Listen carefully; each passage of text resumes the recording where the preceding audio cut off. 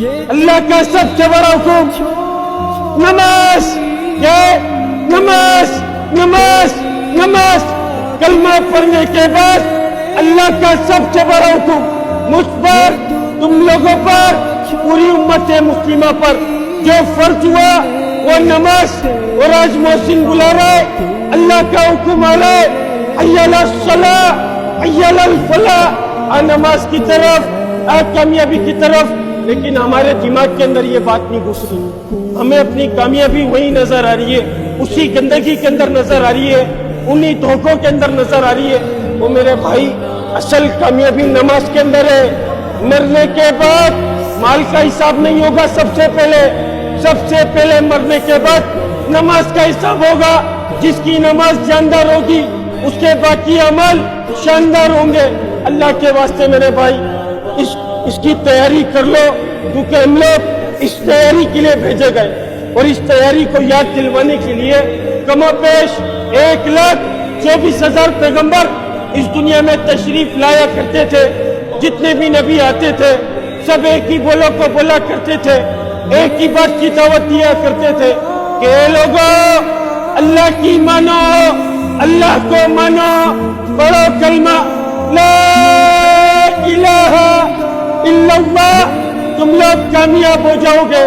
جو وقت کے نبی کی بات کو مانتا وہ کامیاب، جس نے بات کو نہیں مانا وہ ناکام۔ اللہ تعالیٰ آپ سب کو جزائے خیر عطا فرمائے۔ اب ایک بلند آواز سے ساتھ دینا ہے، ہم سب کا ایمان، ہم سب کا یقین ہمارے نبی رسول اللہ صلی اللہ علیہ وسلم آخری نبی۔ قیامت تک کوئی نبی آئے گا؟ قیامت تک کوئی نبی آئے گا؟ بولو نا یار، قیامت تک کوئی نبی آئے گا؟ اب دین کو کون پھیلائے گا؟ میرا باپ پھیلائے گا یا تمہارا باپ پھیلائے گا؟ یا کوئی عالم دین یا کوئی مفتی منبر پر بیٹھ کر دین کو پھیلانے کا حق رکھتے؟ اللہ نے یہ ذمہ داری ان لوگوں کے ذمہ لگا دی اور ہم لوگوں کو پریو ذمہ کر دیا۔ ایسا ہی ہو گیا نا بھائی، ایسا ہی ہو گیا نا، ہم لوگ پریو ذمہ ہے، دین کو پھیلانے سے پریو ذمہ ہے۔ بھائی شرم کرو اللہ کے واسطے، اتنے تو علم جانو کرتے نہیں لا رہے ہو۔ دین کو پھیلانا میری تم لوگوں کی پوری امت مسلمہ کی ذمہ داری، ہر اس شخص کی ذمہ داری جس کے سینے کے اندر لا الہ الا اللہ محمد رسول اللہ ہے، وہ دین کو پھیلانے کا ذمہ دار۔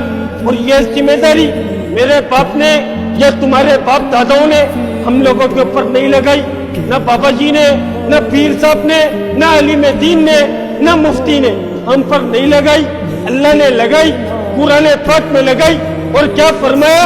اے امت محمدیہ، تم افضل امت، تم بہترین امت، تمہیں بھیجا گیا لوگوں کی نفع رسانی کے لیے۔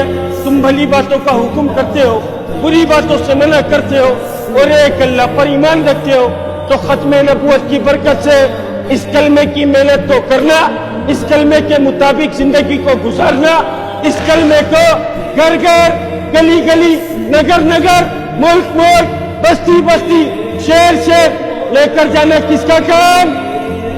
کس کا کام؟ ہاتھ کھڑا کرو نا، کس کا کام؟ ہمارا کام۔ اللہ کے واسطے اپنے کام پر آ جاؤ، اپنے کام پر آ جاؤ میرے بھائی۔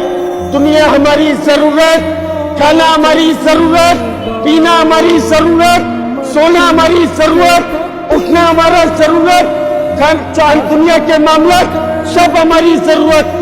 دین کو پھیلانا، دین کی محنت کو کرنا، اس کے مطابق زندگی گزارنا، یہ مقصد ہے۔ مقصد پر آ جاؤ۔ اگر کوئی بات بری لگی ہو تو دل سے معذرت چاہوں گا، نہ کوئی عالم دین ہوں، نہ کوئی مفتی ہوں، جتنا علم میرے پاس تھا اتنا علم آپ لوگوں کے پاس لے کر آیا۔ اگر کوئی بات بری لگی ہو تو بھائی دل سے معذرت چاہوں گا۔